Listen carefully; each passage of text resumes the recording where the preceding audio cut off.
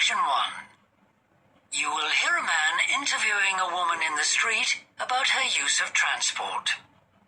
First, you have some time to look at questions 1 to 5.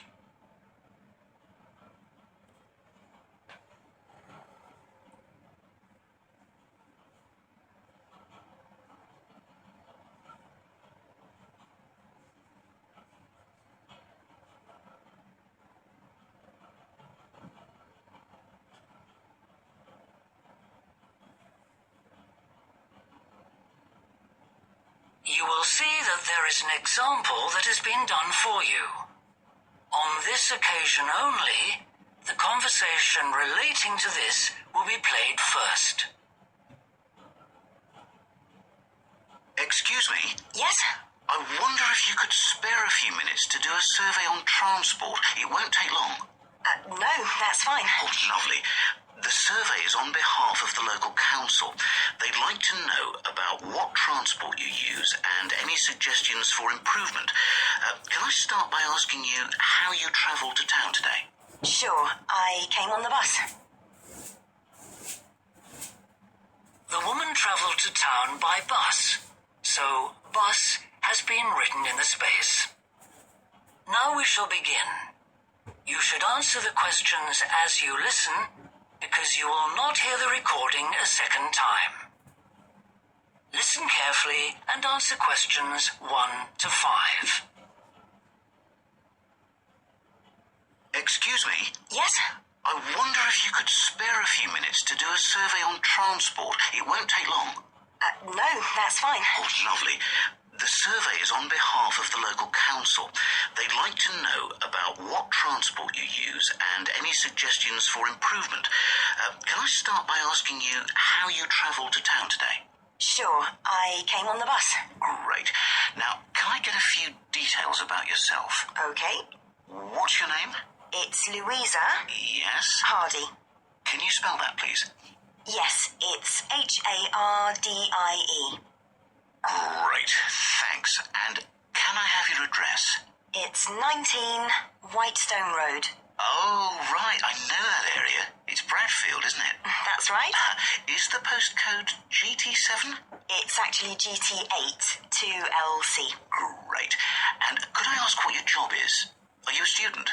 I've actually just finished my training. I'm a hairdresser. Oh, right.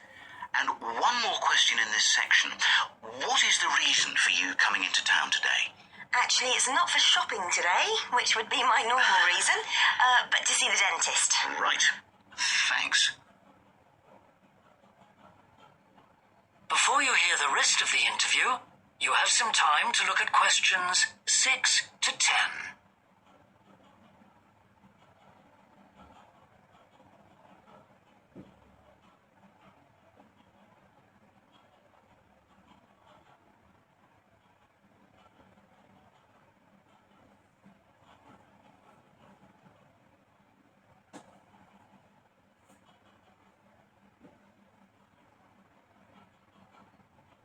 Now listen and answer questions 6 to 10.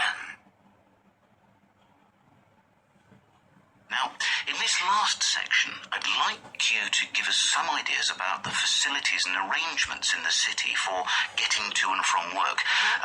Any suggestions you have for improvements? Well, something I've thought about for some time is that when I do walk and I'm doing a later shift, I think the lighting should be better. Yes, good point. And of course, I think it's a real shame they've been cutting down on the number of footpaths. They should have more of those. Then people would walk more. Yes, right. And I don't think there are enough trains. That's why I don't use them. You have to wait so long. Thanks. And finally, I'd like to ask your opinion on cycling. As you may know, there's a drive in the city to get more people to cycle to work. Right. But we realise that there are things which the council, but also employers, might do to help encourage workers to cycle to work. Yeah. Well, I have thought about it. And where I work, there are no safe places to leave your bikes. Okay. And also, I'd have to cycle uphill, and on a hot day, I'd arrive at work pretty sweaty, so I think I'd need a shower somewhere at work. Right. And I suppose the last thing is that I wouldn't be all that confident about cycling on such busy roads. I think I'd like to see you offering training for that. You know, I'd feel a lot better about starting if that was the case. Well, that's very helpful. Thank you very much for your time. No problem. Bye. That is the end of section 1. You now have half a minute to check your answers.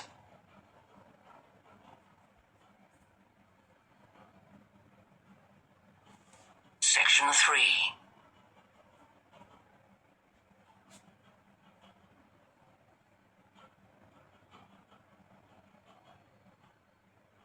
Section 2.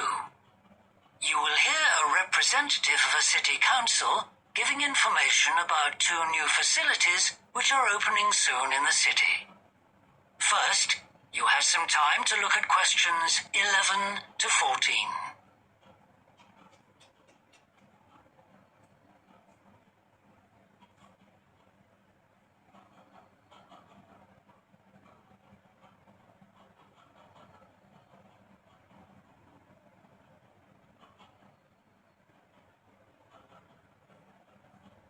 Now listen carefully and answer questions 11 to 14. Good morning.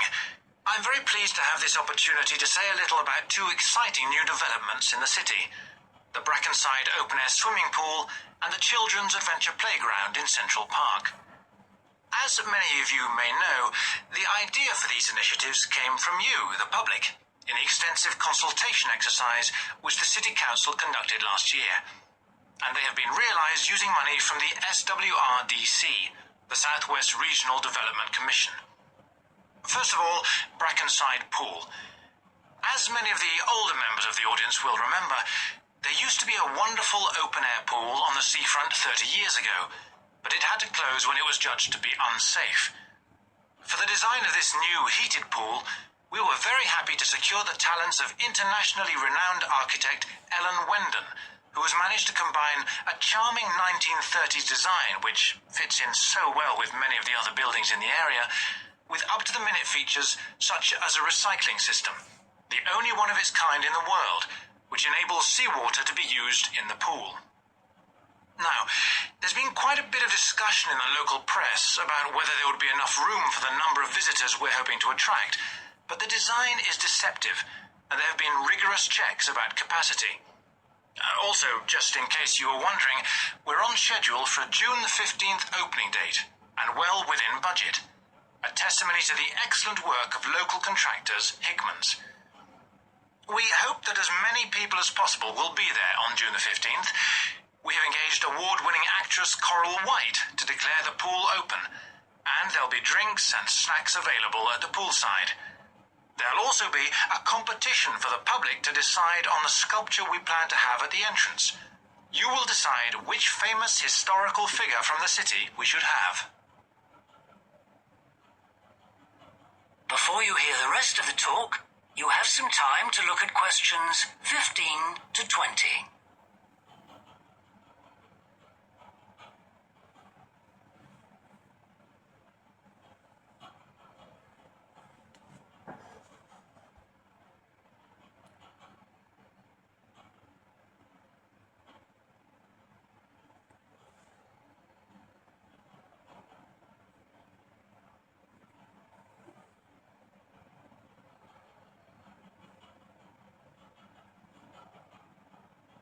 Now listen and answer questions 15 to 20.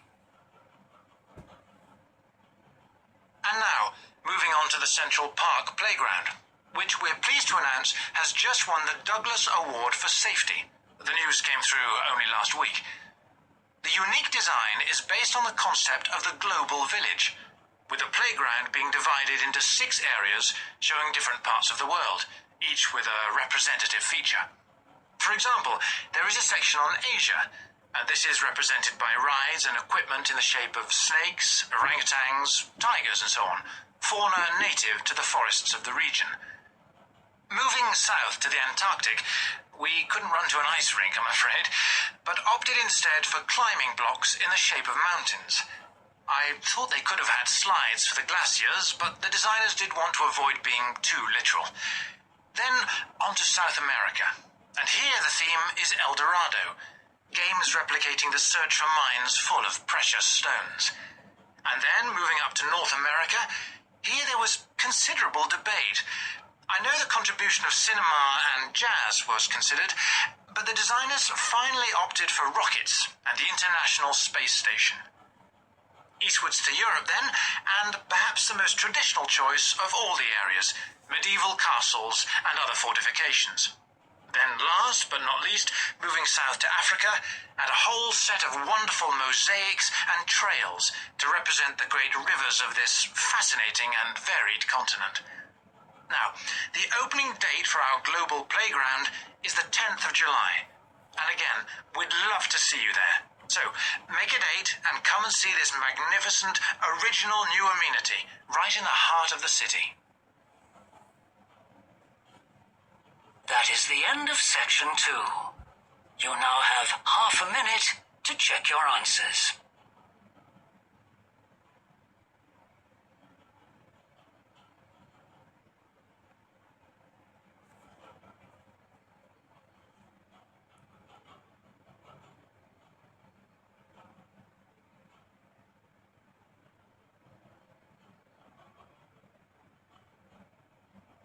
Section 3.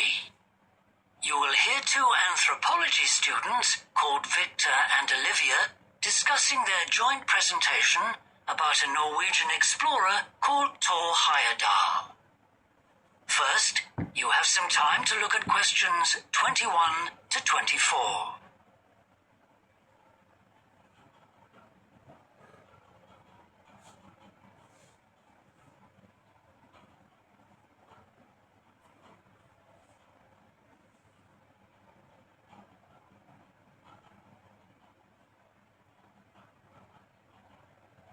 Now listen carefully and answer questions 21 to 24. Right, well, for our presentation, shall I start with the early life of Thor Heyerdahl? Sure. Why don't you begin with describing the type of boy he was, especially his passion for collecting things? That's right. He had his own little museum. And I think it's unusual for children to develop their own values and not join in their parents' hobbies. I'm thinking of how Heyerdahl wouldn't go hunting with his dad, for example. Yeah, he preferred to learn about nature by listening to his mother read to him. And quite early on, he knew he wanted to become an explorer when he grew up. That came from his camping trips he went on in Norway, I think. No, it was climbing that he spent his time on as a young man. Oh, right. After university, he married a classmate, and together they decided to experience living on a small island to find out how harsh weather conditions shaped people's lifestyles. As part of their preparation, before they left home, they learnt basic survival skills, like building a shelter. I guess they needed that knowledge in order to live wild in a remote location with few inhabitants, cut off by the sea, which is what they were aiming to do. An important part of your talk should be the radical theory Heyerdahl formed from examining mysterious ancient carvings that he happened to find on the island. I think you should finish with that. Okay. Before you hear the rest of the discussion, you have some time to look at questions 25 to 30.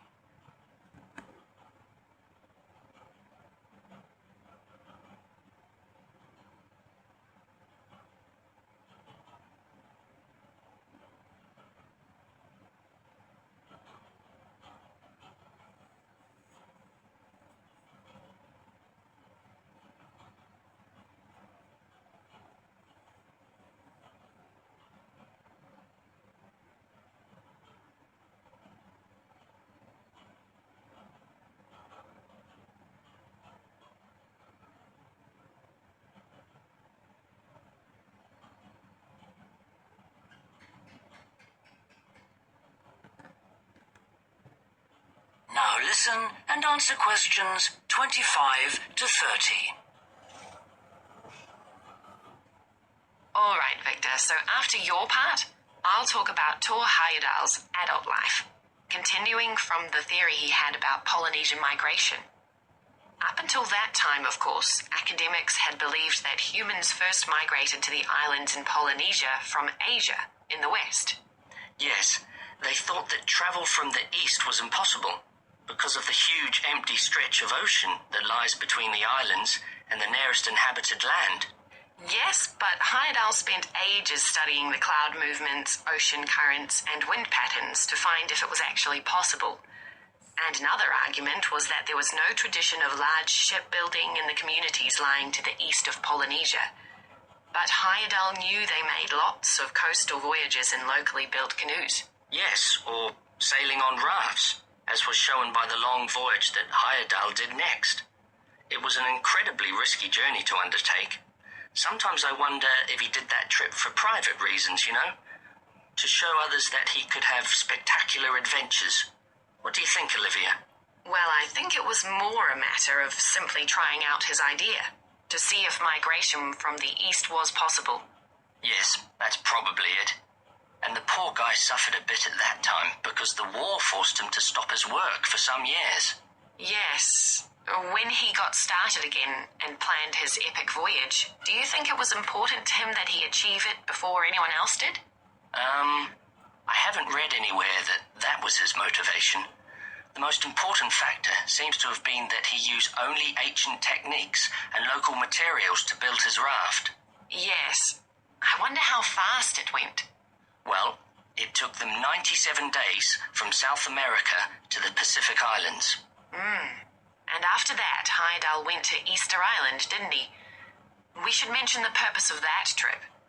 I think he sailed there in a boat made out of reeds. No, that was later on in Egypt, Olivia. Oh, yes, that's right.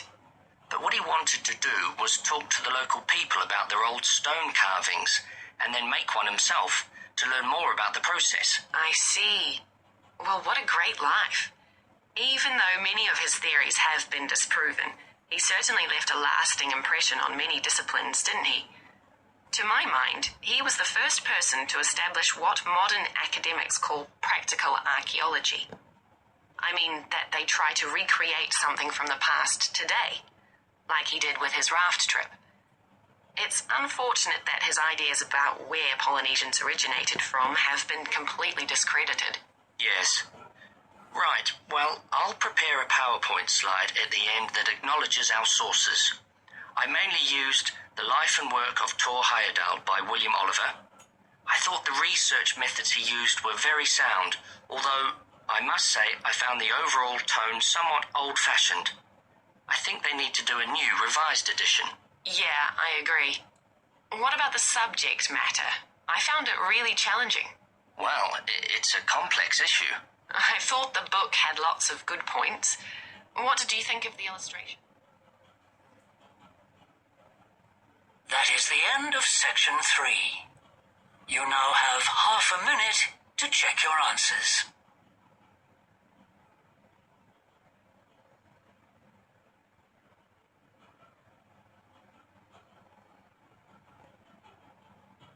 Section 4. You will hear a business student predicting how management might change in the next few years. First, you have some time to look at questions 31 to 40.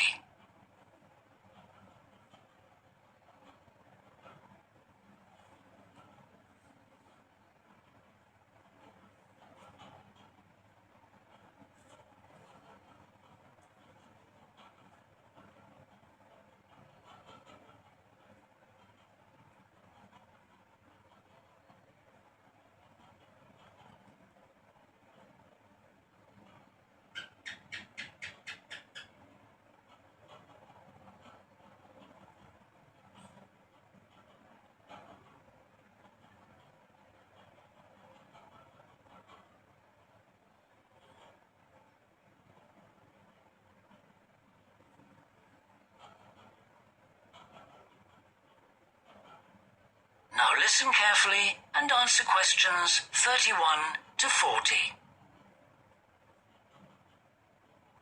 Well, I've been talking to managers in a number of businesses and reading surveys about the future of management.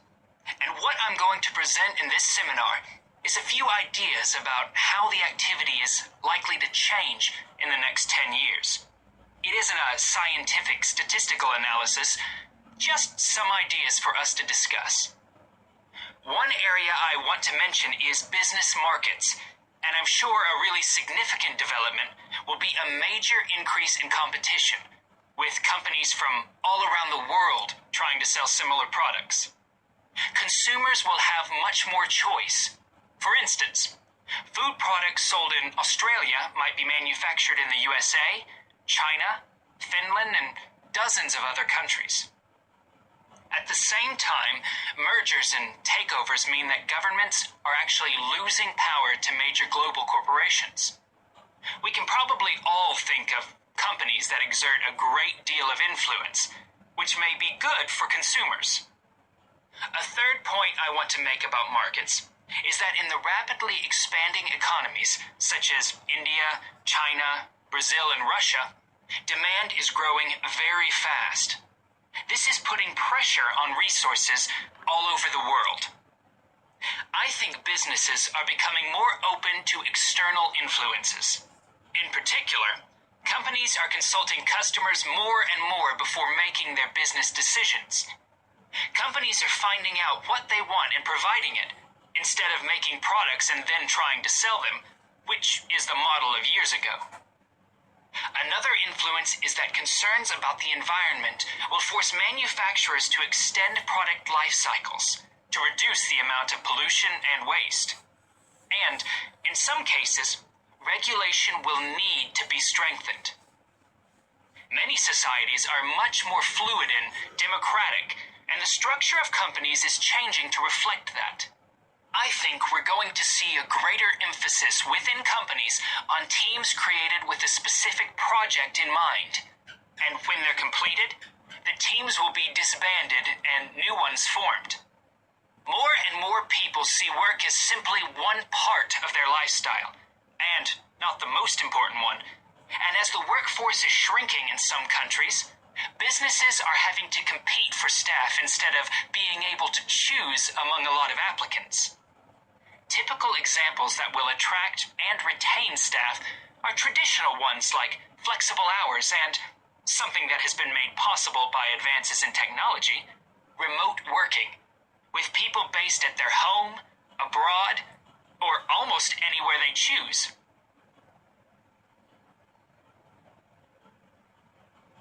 Management styles will almost certainly continue to change. Senior managers will require a lot more than the efficiency that they've always needed. Above all, they'll need great skills in leadership so that their organization can initiate and respond to change in a fast-moving world where they face lots of competing requirements and potential conflicts. In most of the world, the senior managers of large businesses are mainly men in their 50s and 60s. The predominant style of management will almost certainly become more consultative and collaborative, caused, above all, by more women moving into senior management positions. Many of the changes are influenced by developments in the wider economy. The traditional emphasis of business was manufacturing, and of course the service sector is very important. But we shouldn't overlook the growing financial contribution of IP, that is, intellectual property. Some books and films generate enormous sums from the sale of related DVDs, music, games, clothes, and so on. Another point I'd like to make is that although I've been talking about companies, one trend that they have to face is the move away from people working for the same employer for years. Instead, more and more people are becoming self-employed to gain the freedom and control over their lives that they're unlikely to get from being employed. Okay, well, that's all I want to say, so let's open it up for discussion. That is the end of section 4. You now have half a minute to check your answers.